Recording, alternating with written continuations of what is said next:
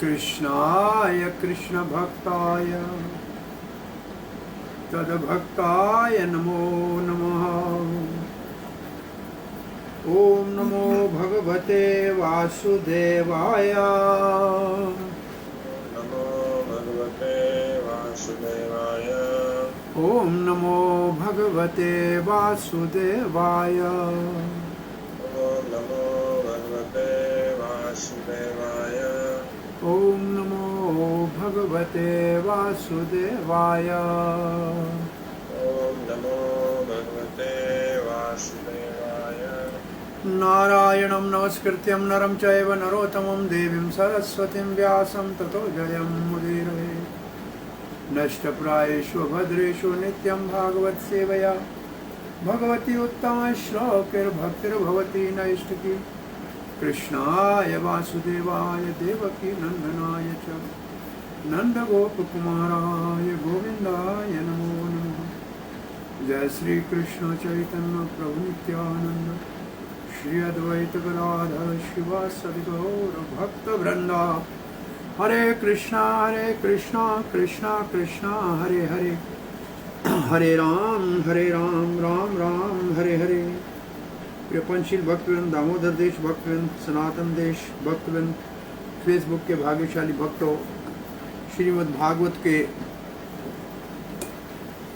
वंदनाओं और प्रार्थनाओं के अंतर्गत गजेंद्र प्रार्थना का 8वें स्कंद के 3रे अध्याय से हम अध्ययन कर रहे हैं। आप सबका हार्दिक स्वागत है। हम 17वें श्लोक का पाठ आज करेंगे।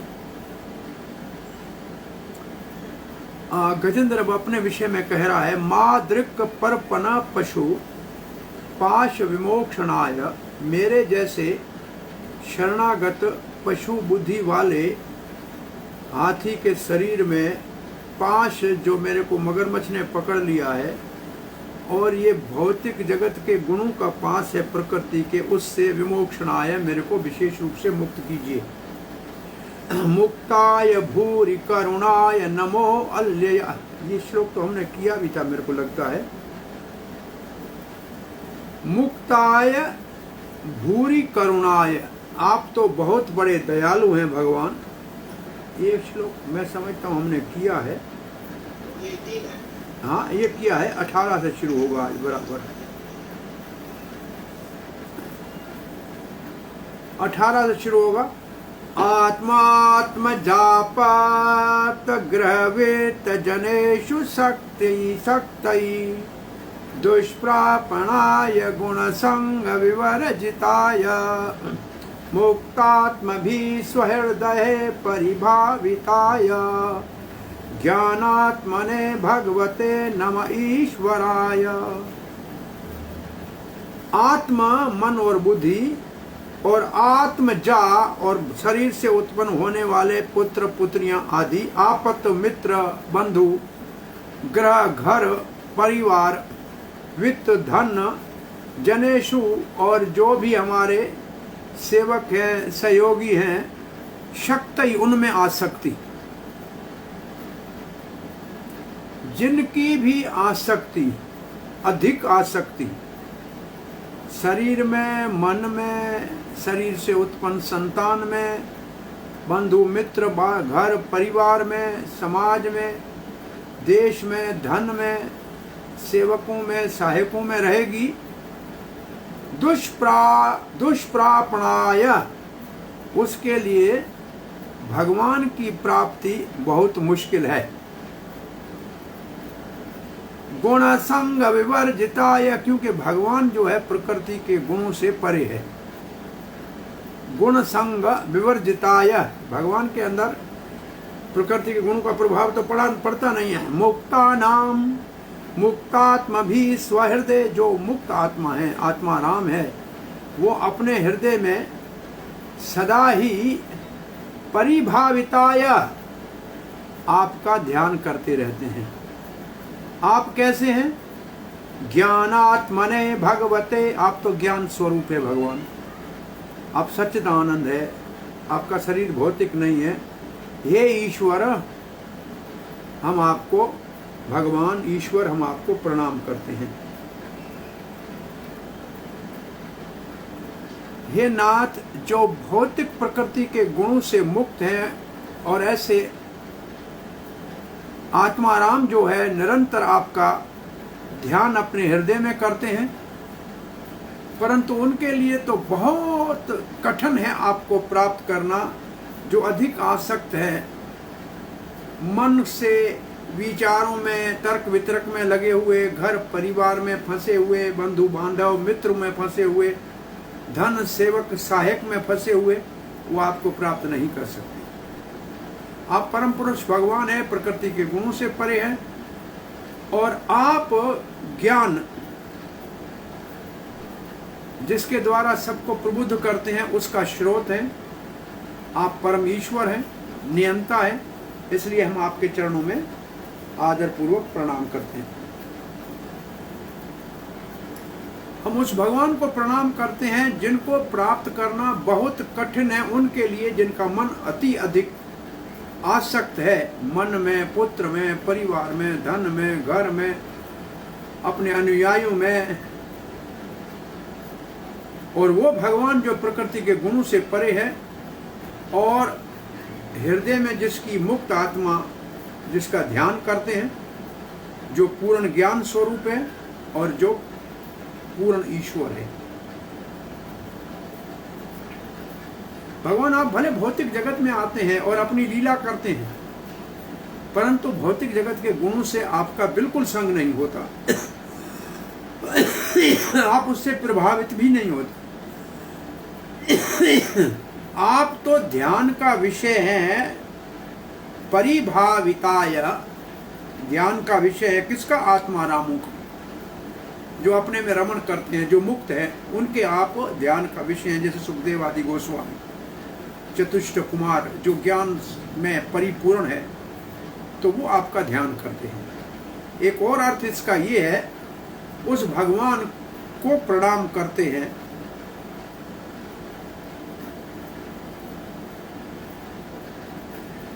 जिन्होंने आत्मा की खोज को त्याग दिया है। ऐसे लोग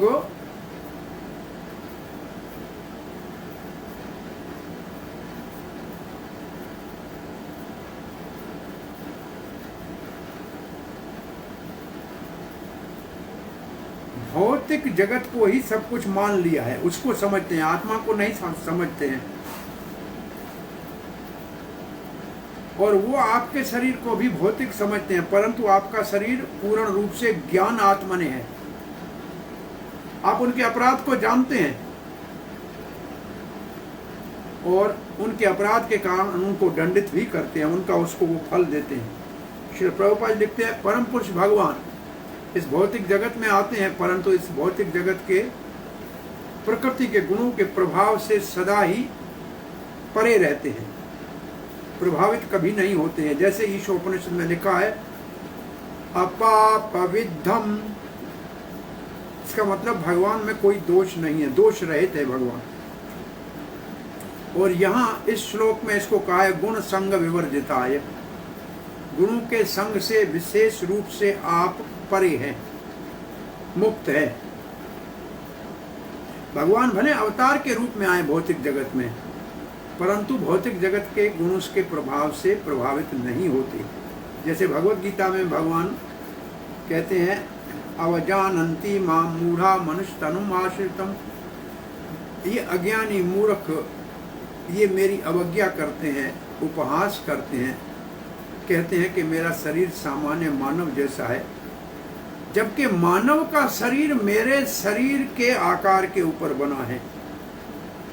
पहले मेरा अपना स्वरूप नर आकृति का था और मानव का शरीर उसी आकृति का बनाया है, परंतु मेरा शरीर मानव नहीं है। मानव जैसे कार्य करता है, मानव जैसा दिखता है, परंतु है सच्चिदानंद दिव्य अनादि अजन्म। तो मूर्ख ही ऐसा समझ सकते हैं। इसलिए परम पुरुष भगवान को जानने का मुक्त आत्माओं को ही अधिकार है। जो मुक्त है, मुक्तात्म स्वहृदय प्रतिभाविता, अपने हृदय में वही भगवान का ध्यान कर सकते हैं। ऐसे मुक्त आत्माओं के लिए जो पूर्ण योगी हैं उनका वर्णन भगवद गीता के 6वें अध्याय में हुआ है। योगिनाम अपि सर्वेषां मद्गते अंतरात्मा श्रद्धावान यो भजते मान समय युक्त ममतः।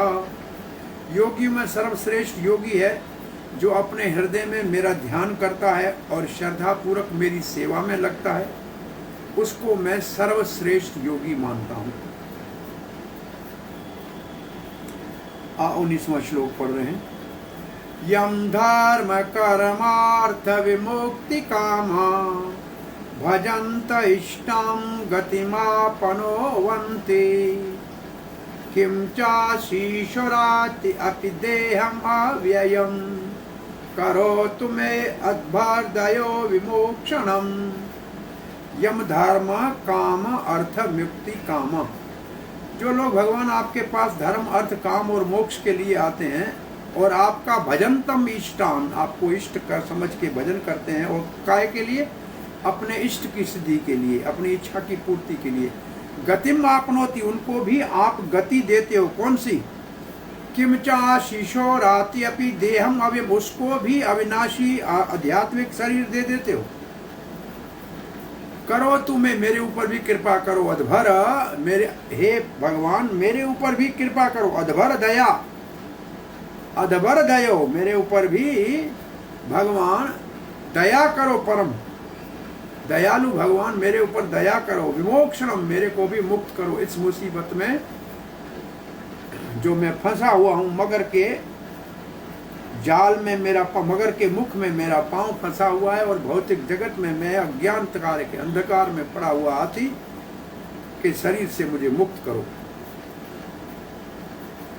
भगवान का जो भजन करे, सेवा करे, पूजन करे, उन और क्यों पूजन करे? जिनको 4 पुरुषार्थ चाहिए, धर्म अर्थ काम और मोक्ष चाहिए, तो वो तो इच्छा पूरी हो ही जाती है। और किसी आशीष की आवश्यकता ही क्या है? वास्तव में सच्ची बात तो ये है, कभी कभी भगवान उनकी इच्छा पूरी करने के साथ उनको आध्यात्मिक शरीर दे देते हैं अपने ऐसे भक्तों को। वो भगवान वो अति दयालु है, अधभर दयालु है। अपनी दया मेरे ऊपर करके मुझको इस अभी मेरे सामने जो समस्या है, मगर के मुख में मैं फंसा हुआ हूँ और जल के अंदर, उससे मुझे मुक्त करे और मुझे मुक्त करे इस भौतिक जीवन से। धर्म अर्थ काम मोक्ष के इच्छुक मेरी पूजा करते, जो आपकी भगवान पूजा करते हैं वो तो प्रेम का खजाना भी प्राप्त कर लेते हैं, प्रेम की निधि प्राप्त कर लेते हैं। भौतिक तो आशीष मिलता है परंतु आपका प्रेम का खजाना मिल जाता है, उनको आध्यात्मिक शरीर मिल जाता है। ऐसा भगवान जो इतना दयालु है, वो मेरे संसार को, मेरे जन्म मरण के चक्कर को और इस मगरमच्छ के मुख से मुक्त करके मुझे भी आध्यात्मिक शरीर दे दे। बहुत से भक्त भगवान की पूजा करते हैं, भक्ति करते हैं, लेकिन भौतिक इच्छाएं होती हैं। ऐसे तो भगवद गीता के 7वें अध्याय में है, आर्तो जिज्ञासु अर्थार्थी ज्ञानी च भरत श्रव, ये 4 प्रकार के सुकृतिन हैं। इसी का उदाहरण इसी का अर्थार्थी भक्त ध्रुव महाराज का दिया हुआ है। भौतिक इच्छाएं परंतु जाते हैं भगवान के पास।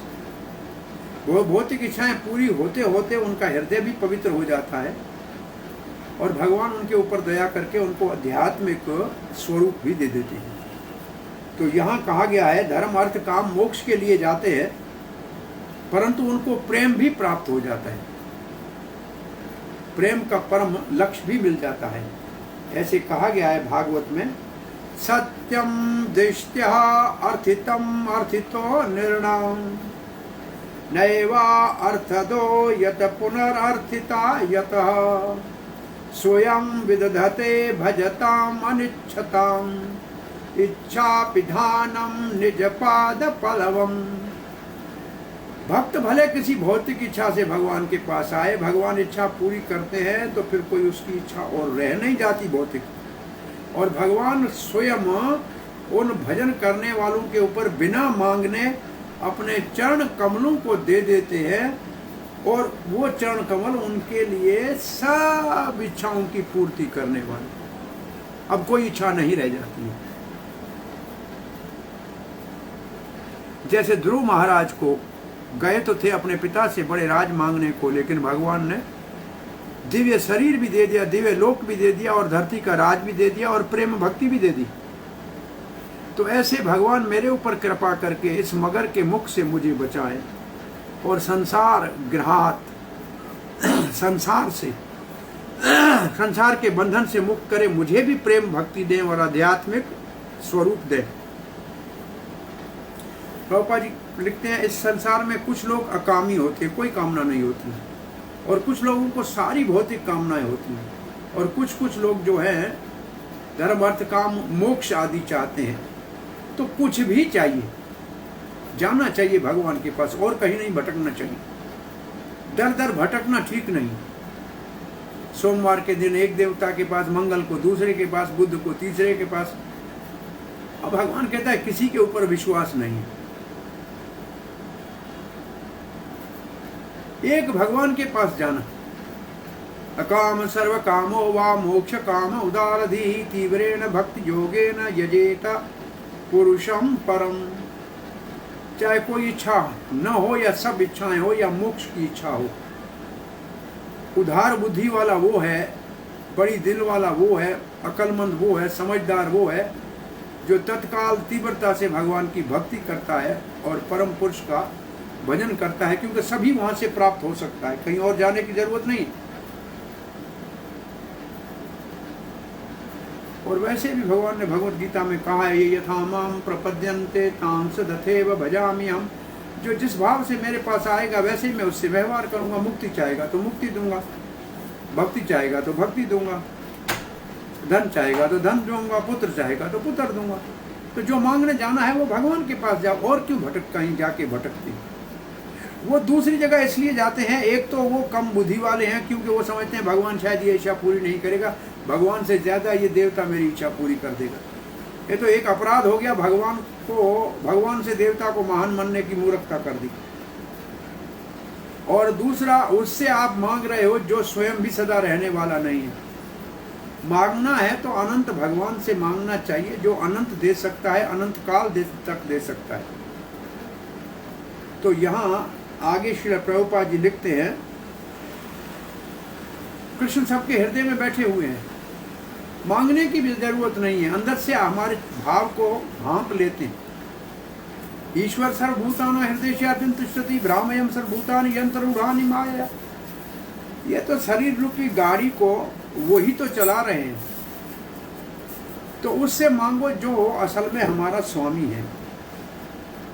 सबको भगवान सौभाग्य प्राप्त करते हैं कि वो अपनी इच्छाएं पूरी करें। ध्रुव महाराज भौतिक जगत के लाभ के अपने पिता और पितामह से बड़े राज के लिए गए थे, परंतु भगवान ने उसको आध्यात्मिक शरीर दे दिया, साथ साथ में राज भी दिया और अपने चरणों का शरण भी दिया। इसलिए गजेंद्र भगवान को प्रार्थना कर रहा है, शरण ले रहा है कि मेरे को इस वक्त जो मेरी परिस्थिति है, वर्तमान में जो मैं मगर के मुख में ग्रस्त हूँ, इससे तो मुझे मुक्त कीजिए ही। परंतु वास्तव में ये भौतिक जगत भी दुखदायी है, और भगवान आप मेरी इच्छा पूरी कीजिए और यहाँ से भी मुक्त कीजिए। एकांतिनो यस्य न कंचनार्थं वाञ्छन्ति ये वै भगवत् प्रपन्नाः अत्यद्भुतं तच्चरितं सुमंगलम् गायन्त आनंद समुद्रमन्मग्नाः तमक्षरं ब्रह्म परमं परेशम् अव्यक्तम् आध्यात्मिक योग गमयम् आइन्द्रियं सूक्ष्मम् इवाति दूरम् अनंतमाद्यम परिपूर्णम् ईडे। ईडे का मतलब पूजा करता हूँ। मैं उस भगवान की पूजा करता हूँ, उसको प्रणाम करता हूँ। कौन सा भगवान? एकांतिनो यस्य न कंचनार्थम। एकांतिनो का मतलब जो केवल एक भगवान के एकमात्र अनन्य भक्त हैं, जिनको भगवान की भावना, कृष्ण भावना के अतिरिक्त और कोई भी इच्छा नहीं है, और किसी भी वरदान के लिए पूजा नहीं करते हैं। यस्य न किंचन अर्थम वांछति, कुछ भी लाभ संसारी की आवश्यकता है ही नहीं। ये वही भगवत प्रपन्ना, वो है भगवान के शरणागत भक्त, कुछ भौतिक चीज नहीं मांगते, अनन्य भक्त हैं। अति अद्भुतम यचरितम सुमंगलम, क्योंकि भगवान के अति अद्भुत सुमंगल चरित्र को जानते हैं। कैसा है भगवान का चरित्र? गायन्ते आनंद समुद्र मग्न, वो भगवान का गुण गाते हुए आनंद के समुद्र में निमग्न रहते हैं। कैसा भगवान है? तमक्षरम ब्रह्म परम परेशम, वो भगवान अक्षर ब्रह्म है, परम परेशम, पर ईश्वर परमेश्वर है।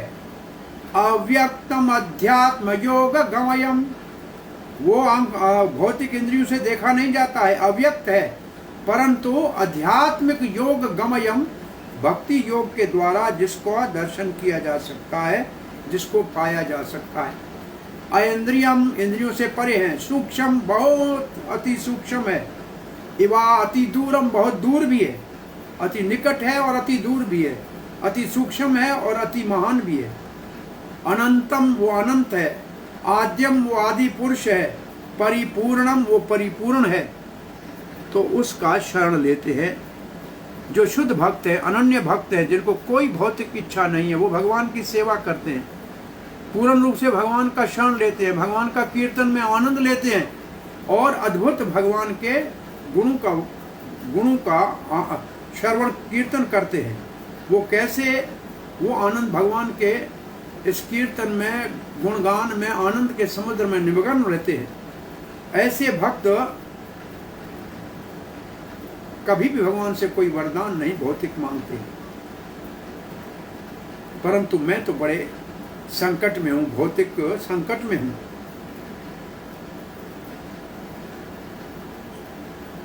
इसलिए मैं प्रार्थना कर रहा हूं भगवान, जो आदि पुरुष है, जो अव्यक्त है, जो परेश है, ब्रह्मा आदि का भी ईश्वर है, केवल भक्ति योग से जिसको देखा जा सकता है, और जो सूक्ष्म भी है और जो हमारी इंद्रियों से परे है,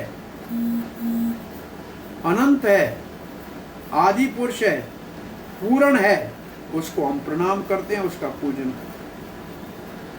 हम उस भगवान की महिमा गा रहे हैं, जिसको शुद्ध भक्त, जिनको कोई भौतिक इच्छा नहीं है, ऐसे शुद्ध भक्त उनका शरण लेते हैं पूर्ण रूप से हर समय। ऐसे भक्तों का मैं महिमा गा रहा हूं, जो आपके गुणगान में सदा निमग्न रहते हैं और आपके अद्भुत चरित्र का वर्णन करते हैं और श्रवण करते हैं। हम उस भगवान की महिमा गा रहे हैं, जो पूर्ण है, पूर्ण ब्रह्म है, जो अविनाशी है, नित्य है, अव्यक्त है, भक्ति योग से प्राप्त होता है, भौतिक इंद्रियों से परे है, छोटे से छोटा भी है, परे से परे भी है, अनंत भी है, नित्य है, शाश्वत है, पूर्ण है। ये भगवान के गुणों का वर्णन है। मेरे जैसे पशु शुद्ध भक्त के कैसे मुझ में लक्षण आ सकते हैं? मैं कैसे शुद्ध भक्ति कर सकता हूं? मेरे में वो गुण कहां से आएंगे?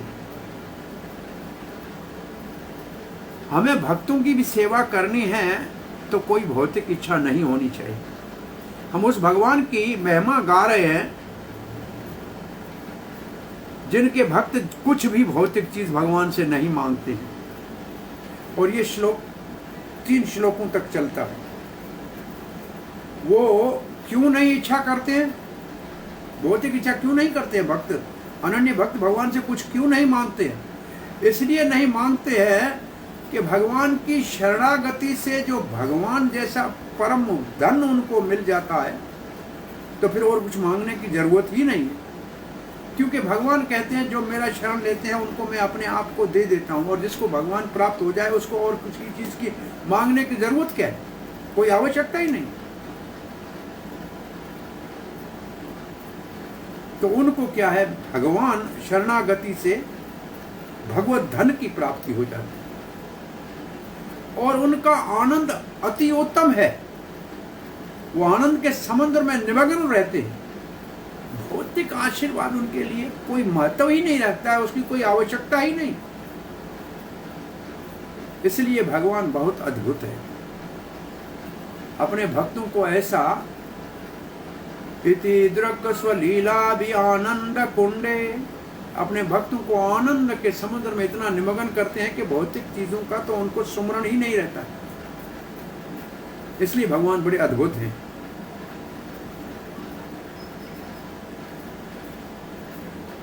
मायावादी कहते हैं भगवान ब्रह्म है जिसको अभी उपाधि ब्रह्म को उपाधि मिल गई है। भगवान इस वक्त हम भी भगवान है, ब्रह्म है, लेकिन हमको शरीर की उपाधि है, ऐसे भगवान को भी उपाधि है।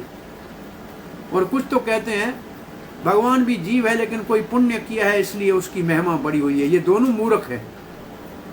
कहते ये ठीक है, ऐसे जो कहते हैं वो नरक में जाने वाले हैं, क्यों आप उसकी चिंता कर रहे हो। ऐसे भी लोग सदा रहते हैं। कुछ लोग ऐसे हम जानते हैं जो पंथ हैं धरती के ऊपर, प्रचार भी करते हैं ये कृष्ण और राम, ये अपने आप को भगवान कहते थे, ये नरक में पड़े हैं, ऐसे कहते हैं। हमसे किसी ने कहा कि वो कहते हैं नरक में पड़े, हमने बोला सच कह रहे हैं, वो ठीक है, कोई गलती नहीं है उनकी। वो नरक में भगवान पड़े हैं, क्यों? क्योंकि उन जैसे लोग तो ऐसी बातें करने के कारण नरक में जाएंगे, परंतु भगवान इतने दयालु हैं कि उनके हृदय में भी परमात्मा के रूप में जाएंगे तो भगवान नरक में उनके कारण गए हैं। भगवान नरक में नहीं गए, लेकिन वो नरकी है, लेकिन भगवान उनको भी नहीं छोड़ते, उनके हृदय में परमात्मा के रूप में जाते हैं। तो इसलिए भगवान अगर नरक में वो कोई कहता है तो कहो आपकी वजह से भगवान जाएंगे, क्यों? आपको भगवान नहीं भूलते हैं, परंतु आप तो नरक में जाने के योग्य है जैसे आपके काम है। तो हम ऐसे भगवान की महिमा गा रहे हैं। गजेंद्र कहते हैं जो अध्यात्म योग से प्राप्त होते हैं, जो परेशम है, परम ईश्वर में, ब्रह्मा आदि का भी ईश्वर है, जो भक्ति योग के द्वारा केवल प्राप्त कर होता है। भक्त्या अहम एकाग्रया, वो इंद्रियों से नहीं मिलती है, वो बहुत सूक्ष्म है। श्रील प्रभुपाद जी, क्योंकि इस श्लोक में शुद्ध भक्ति की परिभाषा है, अनन्य भक्त की परिभाषा है, तो वो शुद्ध भक्ति की श्री रूप गोस्वामी की जो परिभाषा है उस श्लोक का पहले उल्लेख करते हैं। अन्याभिलाषिता शून्यम ज्ञान कर्माद्यरावृतम अनुकूल्येन कृष्णानुशीलनम भक्तिरुत्तमा। इसमें दो विभाग है, एक है स्वरूप लक्षण, एक है तटस्थ लक्षण। स्वरूप लक्षण है अनुकूल्येन कृष्ण अनुशीलनम, अनुकूल भाव से भगवान श्री कृष्ण सब अवतारों, सब शक्तियों और सब भक्तों सहित उसका जो अनुशीलन करे, मन से, वचन से, शरीर से सेवा में लगे, ये है स्वरूप लक्षण। ये स्वरूप लक्षण नहीं है तो वो भक्ति है ही नहीं। तटस्थ लक्षण है दो, अन्य अभिलाषिता शून्यम, और कोई अभिलाषिता नहीं है, उससे शून्य है। ज्ञान कर्म आदि अनावृतम, शून्यम नहीं है। वो जो ब्रह्म में लीन होने वाला ज्ञान है उससे, और जो भौतिक भोग के कर्म है उनसे ढका हुआ नहीं है, उनको दूर फेंक दिया है। ये दो हैं तटस्थ लक्षण। तटस्थ लक्षण सामान्य भक्ति से उत्तम भक्ति को अलग करके दिखाते हैं। ये दो न हो तो भक्ति सामान्य हो जाएगी। ये दो दूसरे तटस्थ लक्षण होने से भक्ति उत्तम कहलाती है।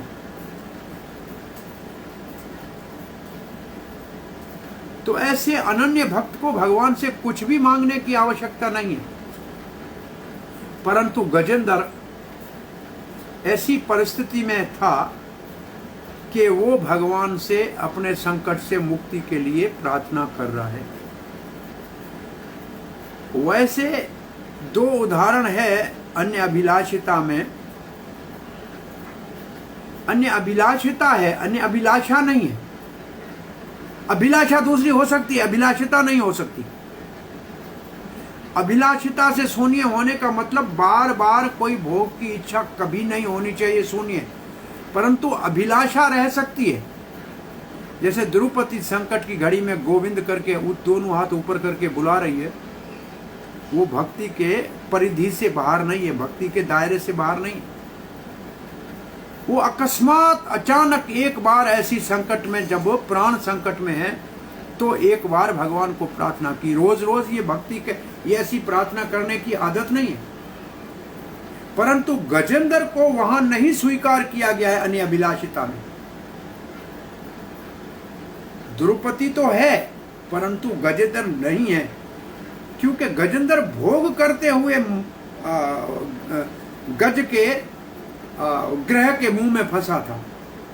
द्रौपदी तो बेचारी भगवान के सुमरण में बैठी हुई, उसको सभा के अंदर नंगा किया जा रहा था। तो गजेंद्र फिर भी शुद्ध भक्ति के अंतर्गत नहीं आता है। अन्य अभिलाषा वाला जो उत्तम भक्ति में नहीं आता है, जो एक तटस्थ लक्षण है उसमें कच्चा है, पक्का नहीं।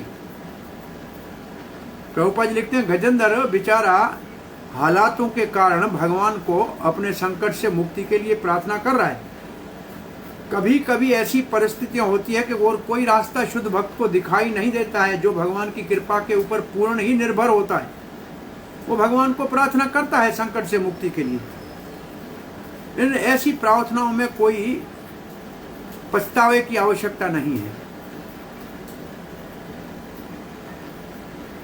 निरंतर कोई भगवान के गुण नाम रूप लीला का श्रवण कर रहा है और भगवान से कुछ भी नहीं भौतिक चीजें मांगता है, तो वो उसका स्तर ऊपर समझना चाहिए। अगर इस स्तर पे कोई भक्त नहीं है तो कीर्तन से, श्रवण से, सुमरण से आनंद नहीं प्राप्त कर सकता है। जो संकीर्तन से आनंद मिलता है, नृत्य और कीर्तन से जो सुख मिलता है आध्यात्मिक, वो उसको मिलता है जिसकी कोई भौतिक इच्छा नहीं है। ये सामान्य लोगों के लिए, सामान्य भक्तों के लिए नहीं है। देखो यह सामान्य भक्त लिखा है, ऐसे सामान्य भक्तों के लिए नहीं है, उत्तम भक्तों के लिए है। ये एक ऑर्डिनरी शब्द लिखा है। देखो Prabhupada ji, such access is not possible for an ordinary devotee. ये वह सामान्य भक्त। भगवान श्री चैतन्य महाप्रभु ने हमको दिव्य आनंद की अनुभूति श्रवण, कीर्तन और नृत्य के माध्यम से करने का जो एक आंदोलन दिया है, संकीर्तन मार्ग दिया है, उसको भक्ति योग कहते हैं। इसलिए गजेंद्र कहते हैं कि आपको अध्यात्म योग गमयम, केवल भक्ति योग के द्वारा ही आपको प्राप्त किया जा सकता है।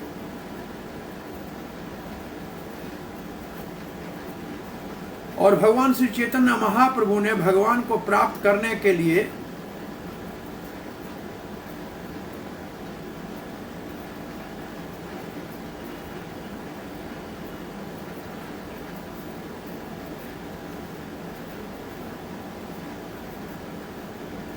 सामान्य रूप से कई जन्म लगते हैं इस स्तर को ऊपर आने के लिए, परंतु भगवान श्री चैतन्य महाप्रभु अति दयालु है। पहले कोई आध्यात्मिक हमारे पास धरोहर नहीं है, आध्यात्मिक विरासत भी नहीं है, फिर भी भक्तों के संग में कीर्तन करने से हम परम आनंद को प्राप्त कर सकते हैं। और ये कृष्ण भावना अमृत संघ के आंदोलन में देखा जा रहा है कि बहुत से ऐसे लोग जो पाश्चात्य देश से हैं, अमेरिका से है या रशिया से है, जिनके पास कोई वैदिक साहित्य का पीछे का विरासत नहीं है, फिर भी महाप्रभु की कृपा से, चैतन्य महाप्रभु की करुणा कृपा से कीर्तन में और नृत्य में और श्रवण कीर्तन और नृत्य में वो आध्यात्मिक आनंद की अनुभूति कर रहे। इसलिए भक्ति का मार्ग बहुत स्पष्ट है, बहुत साफ और पवित्र है, उसके अंदर कोई धब्बा नहीं है, और भगवान को प्राप्ति करने के लिए वो साफ सुथरा रास्ता है। भक्त्या हम एकया ग्रहाया, ऐसे भगवान भागवत में कहते हैं, और भगवत गीता में भगवान कहते हैं मया आसक्त मना पारथ योगम युञ्जम मदाश्रय असंख्यम समग्रम माम यथा ज्ञासी तच्छृणो। मई आसक्त मन है, तेरा मन मुझ में आसक्त करो। योगम युज्यम मदाश्रय, योग में लगो और मेरा शरण लो। असंख्यम समग्राम, बिना किसी संशय के पूर्ण रूप से आप मुझे जान जाओगे। आप सुनो, मैं आपको सुनाता हूँ कैसे मुझे जानोगे। तो भगवान को जानने के लिए साधन है श्रवण, और श्रवण करने से निरंतर भक्तों के संग में रजो तमो गुण से ऊपर उठ के हम सतोगुण में स्थित होंगे, और फिर हमारे संशय समाप्त हो जाएंगे, अज्ञान नाश हो जाएगा, कर्म की वासनाएं समाप्त होगी, तब आत्मा का दर्शन करेंगे और भगवान की भी अनुभूति होगी। कृष्ण में आसक्ति हो जाए, कृष्ण भावना में आसक्ति हो जाए, निरंतर भगवान के चरण कमलों का स्मरण हो जाए, और भगवान की शरणागति पूर्ण हो जाए, तो निश्चित रूप से भगवान प्राप्त होगा, इसमें कोई संदेह नहीं।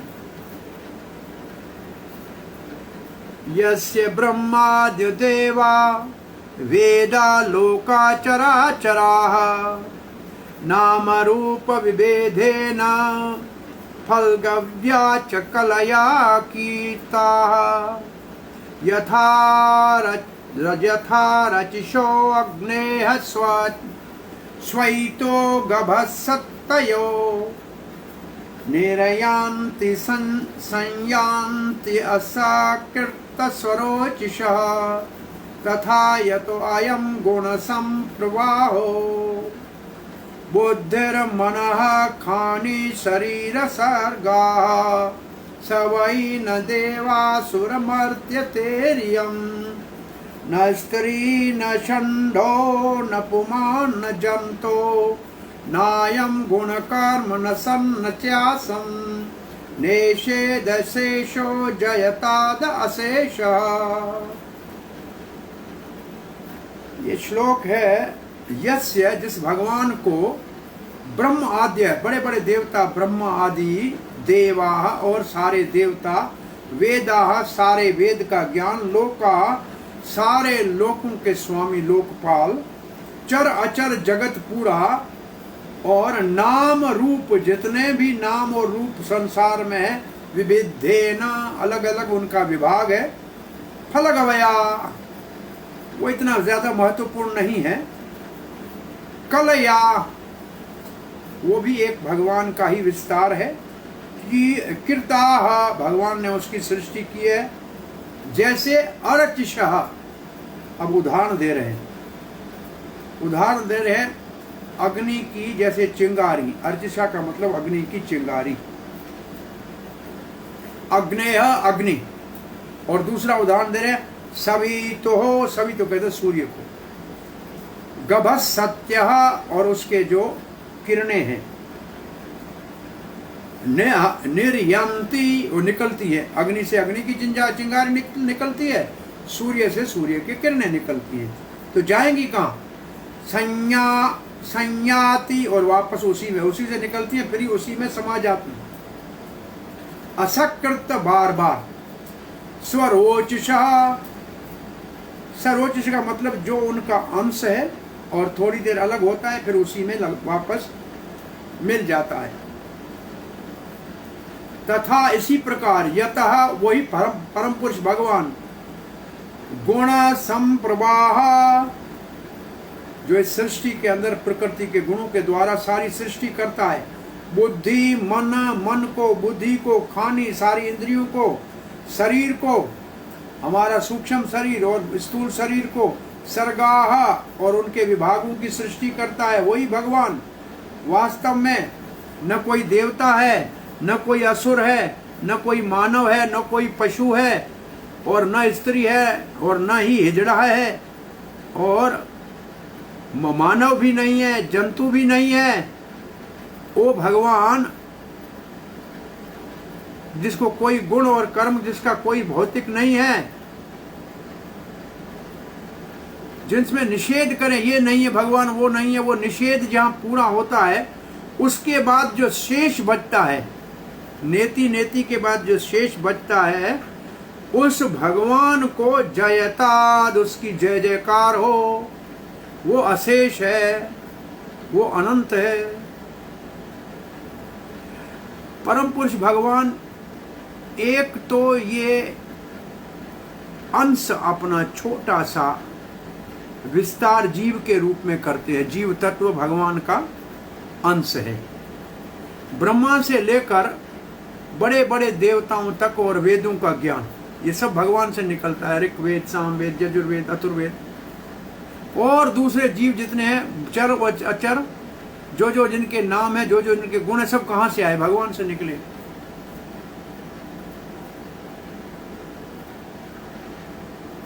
उदाहरण देते हैं कैसे निकले हैं। जैसे अग्नि से चिंगारी निकलती है, सूर्य से प्रकाश निकलता है, किरणें निकलती है, तो निकल के कहाँ जाती है? थोड़ी देर घूम के फिर वापस उसी में चली जाती है।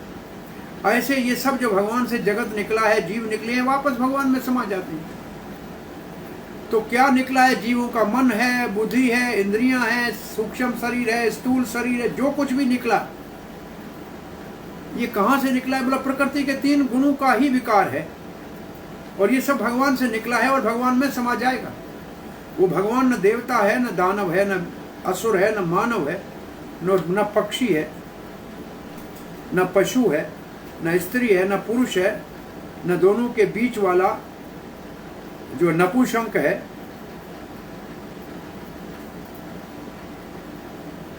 न कोई भौतिक गुण में उनमें है, न कोई उनके भौतिक कार्य है, और न ही उनका कोई प्रकट या अप्रकट है। सब कुछ उनके अंतर्गत है। वो शास्त्र में नेति नेति करके जिसको अंत में ज्ञानी जानना चाहते हैं, वो है भगवान अनंत। उस अनंत भगवान की महिमा हम गाए हैं। जय जय हो उस भगवान की। ब्रह्मा और अन्य देवता और जो कार्य वेदों में वर्णित है, जो लोकों का वर्णन है, जहाँ चर और अचर जगत का वर्णन है, जहाँ ये सब भगवान के जीवांश, ये सब देवता आदि, ये सब भगवान का जीव तत्व है, छोटा सा अंश है। और इनके नाना रूपों में भगवान ने सृष्टि को किया है। जैसे अग्नि की चिंगारी और सूर्य का प्रकाश सूर्य से निकल के सूर्य में समा जाता है, ऐसे ये इंद्रियां, मन, बुद्धि, शरीर भगवान के गुणों से, सबको गुणों के विकारों से प्रकट किया है, और प्रलय के समय फिर भगवान में समा जाएगा। भगवान न देवता है, न दानव है, न राक्षस है, न मानव है, न पशु है, न स्त्री है, न पुरुष है, न नपुंसक है। किसी भी जीवों की श्रेणी में भगवान नहीं आता है, और न ही गुण है, न ही कर्म है। जब कुछ नहीं रहेगा, ना करके जहाँ पहुँचोगे वहाँ जो रहेगा वो भगवान है। इसलिए उसको अनंत कहते हैं, और उसकी महिमा हम गा रहे हैं। ये 3 श्लोकों में भगवान का जो शुद्ध और सिद्ध स्वरूप है, उसका वर्णन किया गया। 2 प्रकार के भगवान के विस्तार हैं, एक जीव अंश है और एक विष्णु तत्व है, अंश है। जो जीव अंश है, जैसे ब्रह्मा शंकर भी, कभी कभी ब्रह्मा के लिए योग्य पुरुष नहीं होता है, तो भगवान को ब्रह्मा बनना पड़ता है। और प्रायः शंकर जी जीव तत्व नहीं है, भगवान का ही विकृत रूप है, विष्णु का, सदाशिव के रूप में। परंतु कभी कभार जीव को उस स्थिति में आना पड़ भी सकता है। और जो भगवान के विष्णु तत्व है, मत्स्य, कूर्मा आदि ये अवतार जो है, ये सभी भगवान से निकलते हैं, ये सभी भगवान हैं। वेदों में जो सृष्टि का कार्य भगवान के द्वारा है, वो भी भगवान, वेद किसने दिए? भगवान ने दिए। और ये वेद तो पुरुष है, ये छोटा नहीं है, ये भगवान के समान ही है। और पहले श्लोक को समझाने के लिए दूसरे श्लोक में श्रुति का श्लोक दिया है। यथा अग्ने शुद्रा विस्फुलिंगा व्यूछन् क्षरन्ति विचरन्ति। जीव जो है वो अग्नि की चिंगारियों की तरह चारों ओर चमक रहा है, बृहदारण्यक उपनिषद। इसी प्रकार जीव जो है भगवान का सूक्ष्म अंश है, और इसको फिर शरीर मिलता है गुणों के द्वारा, बुद्धि मिलती है, मन मिलता है, शरीर मिलता है। भगवान इन सब के कारण है, परंतु भगवान उन सब से अलग है। जीव जंतु से भगवान अलग है, स्त्री पुरुष से भगवान अलग है। निशेष शेष, भगवान की शक्ति अनंत है, भगवान अनंत है, और नेति नेति करके जो बचता है वो भगवान है। प्रभुपाद जी लिखते हैं परम पुरुष भगवान की अनंत शक्तियों का सार दिया हुआ है इस श्लोक में।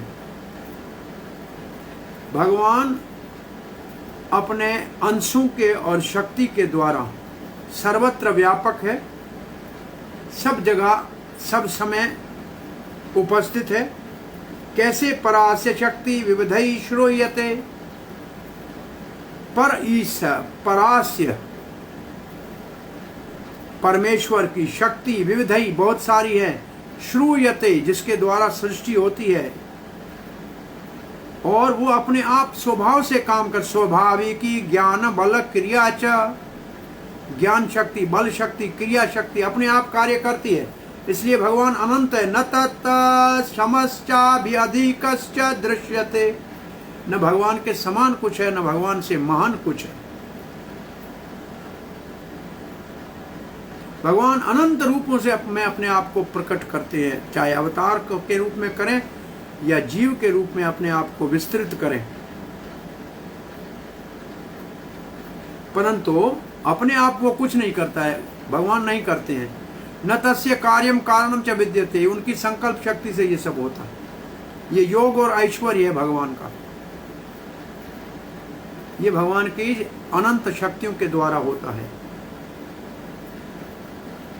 जिजी विषे नाहम इहा मुया किम अंतर्बहिश्चावृतेभ्यः योन्या इच्छामि काले न यस्य विपल्वा तस्यात्मलोकावरणस्य मोक्षम। अब इस मगरमच्छ के मुख से बचने के बाद मुझे जीने की कोई इच्छा नहीं है। हाथी के शरीर की क्या आवश्यकता है जो अंदर से भी अज्ञान और बाहर से भी अज्ञान। मैं तो शाश्वत मुक्ति चाहता हूं अज्ञान के इस शरीर से। ये मेरा शरीर समय के साथ समाप्त नहीं होगा, फिर लेना पड़ेगा। आप ही भगवान मुझे मुक्त कर सकते हैं। जिजी विषय ना हम इहा मोया किम, मैं इसके बाद जीना नहीं चाहता हूं। जिजी से जीने की इच्छा नहीं मुझे इस संसार में, अमूल्य, और दूसरे जन्म में भी नहीं जाना चाहता हूं। क्या आवश्यकता है? अंत बही आवृत्या, अंदर और बाहर से ढका हुआ है अज्ञान से। आवृत्या इब्ब योनिया, हाथी की जोनी में। इच्छामि काले न यस्य विपल्वः, समय मेरा कल्याण नहीं करेगा, मेरे को नाश नहीं करेगा, फिर जन्म लेना पड़ेगा। तस्य आत्मलोक आवरणस्य, मुझे तो आपके धाम में मुक्ति चाहिए। मैं इस भौतिक जगत में मगरमच्छ के मुख से मुक्त होने के बाद रहना नहीं चाहता हूं। क्या आवश्यकता है हाथी के शरीर में रहने की, जिसमें बाहर तो जड़ अंधकार तो है ही, अज्ञानता है ही, अंदर से भी अंधकार ही अंधकार है। मुझे तो पूर्ण मुक्ति चाहिए अज्ञानता से, और आपके चरणों का शरण चाहिए। तो आप ये प्रार्थना कर रहे हैं गजेंद्र, भगवान कहते तो आपको इस मगरमच्छ से मुक्त होना है? नहीं नहीं नहीं। क्या मेरे को फिर हाथी के शरीर में रहने का लाभ होगा? मगरमच्छ से मुक्त हो जाऊंगा, हाथी के शरीर में तो रहना पड़ेगा। तो ये तो अंदर बाहर से ही अज्ञान का शरीर है, नहीं चाहिए। तो फिर क्या चाहिए? मुझे आत्मलोकावर्णस्य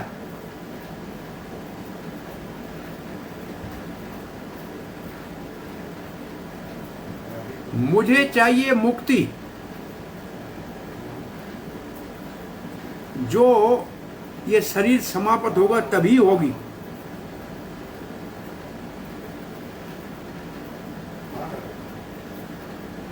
क्योंकि ये शरीर जब तक रहेंगे तो आपकी जानकारी के ऊपर पर्दा चढ़ा ही रहेगा और अज्ञान सदा हावी रहेगा। इसका दूसरा एक अर्थ ये है कि मैं चाहता हूं आत्मा लोका, वैकुंठ के दरवाजे पे जो कड़ा है ना उसको आप खोल दीजिए। और मैं अधिकारी नहीं हूं, फिर भी आप मुझे वैकुंठ की प्राप्ति कराइए। प्रभुपाद कहते भौतिक जगत में सभी लोग अज्ञानता के अंधकार में जन्म लेते हैं।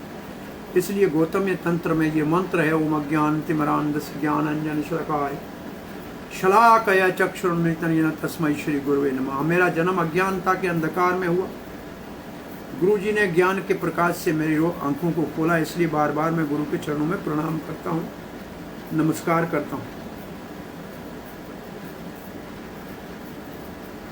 भौतिक जगत में अनादि काल तक रहे तब भी इससे अपने आप मुक्त नहीं हो सकते और सदा रह भी नहीं सकते। और ये भौतिक जगत में हमारा रहना अज्ञानता के कारण है। नहीं तो अज्ञान नहीं हो तो हर जीव भगवान का अंश है। तो किसी को हाथी के शरीर में, किसी को मानव के शरीर में, किसी को अमेरिका या भारतीय के शरीर में रहने की क्या जरूरत है? सबको जन्म मृत्यु से मुक्त ही तो होना चाहिए। परंतु अज्ञान ऐसा है कि जो शरीर हमको मिला है उसी में हमको सुख मिलेगा। परंतु इस भौतिक जगत में ब्रह्मा जी के जीवन से लेके एक कीट पतंग तक और चोंटी तक सभी प्रयास कर रहे हैं, लेकिन कोई सुखी नहीं है। आभु ब्रह्मा भुवना विवना ब्रह्मलोका पुनरावर्तिनो अर्जुन। भौतिक जगत में वास्तविक सुख है ही नहीं। हम यहाँ स्थायी कोई समस्या का समाधान करना चाहिए, वो संभव नहीं है। इसलिए भगवान की प्रार्थना करके भगवान की सेवा में लगना चाहिए। यहाँ से आगे कल 26वें श्लोक से पढ़ेंगे। सोऽहं विश्वसृजन् विश्वन् अविश्वन् विश्ववेदसं विश्वात्मानम् अजं ब्रह्म प्रणतोऽस्मि परम पदम। अब कितने श्लोक बचे जो मैं समझता हूँ अब हैं 2-4 श्लोक, कल पूरा हो जाना चाहिए। मैं समझता हूँ आगे जो भगवान की इच्छा। हरे कृष्ण।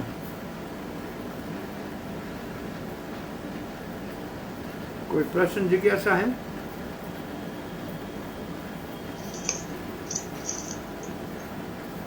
हेलो, हरे कृष्ण प्रभु जी। बोलिए सतीश जी। प्रभु जी, भगवान तो प्रकृति के तीनों गुणों के अधीन नहीं है। जो देवी देवता है सारे, वो सब क्या प्रकृति के गुणों के अधीन है सब? हाँ जी। उसमें कैसे पता चलेगा कौन से देवता किस वो रजोगुण में है या वो तमोगुण में है? प्राय सारे देवता सतोगुण में होते हैं। सतोगुण में है? हाँ, प्राय देवताओं की श्रेणी सतोगुण में आती है। अच्छा। वो भले तमोगुण आदि के अधिपति हों, लेकिन स्वयं देवता सतोगुण में माने जाते हैं। कभी कभी उनमें राजसिक प्रभाव आ सकता है, लेकिन प्राय सतोगुणी होना चाहिए। सतोगुणी होते हैं सारे प्राय देवता। ठीक ठीक। हाँ जी। हरे कृष्ण प्रभु। हरे कृष्ण। हरे कृष्ण। ऐसे लिखा है कि सतोगुण में जो शरीर छोड़ता है वो देवता के लोक में जाता है। इसका मतलब देवता सात्विक हैं तब उधर जाएगा कोई सतोगुण वाला। अच्छा जी, अच्छा। हाँ जी। हरे कृष्णा प्रभु जी। हाँ जी। ये जो लास्ट श्लोक हमने अभी सुना, जैसे आपने बताया, उसकी ट्रांसलेशन में प्रभुपाद जी लिख रहे हैं कि गजेंद्र डिजायर कर रहा है eternal liberation from the covering of ignorance. Gajendra wants to get liberation from covering of ignorance. तो covering of ignorance तो है material body, जिसको मैं मान के बैठा है।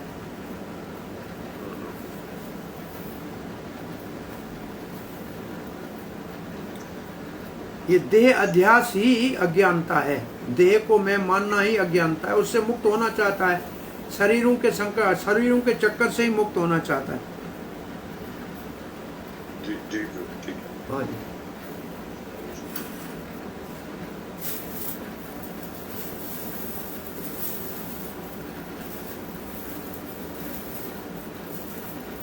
श्रील प्रभुपाद की जय, गौर भक्त बिंद की जय, निताय गौर प्रेमानंदे।